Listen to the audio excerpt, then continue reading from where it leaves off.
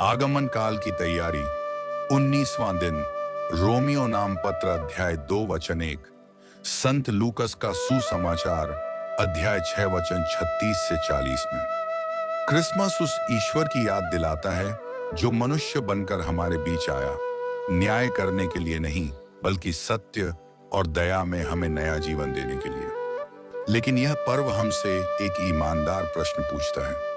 क्या हम मसीह की प्रतीक्षा दूसरों को सुधारने में कर रहे हैं या स्वयं को बदलने में?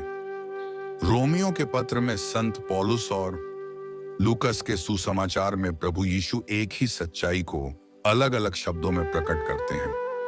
संत पौलुस कहते हैं कि जो लोग दूसरों पर दोष लगाते हैं और स्वयं वही काम करते हैं, वे अपने ही मुंह से अपने आप को दोषी ठहराते हैं।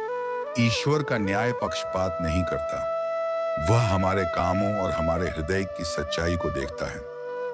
यही बात यीशु लूकस के सुसमाचार में उदाहरण के द्वारा समझाते हैं।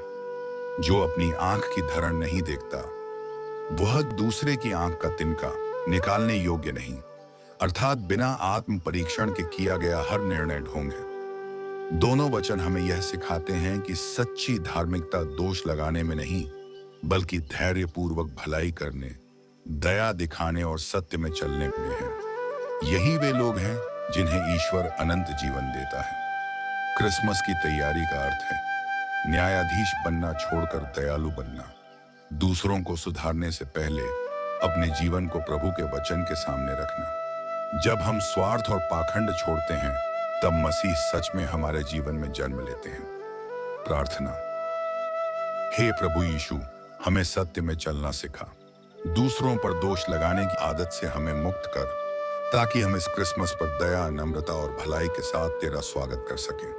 आमीन।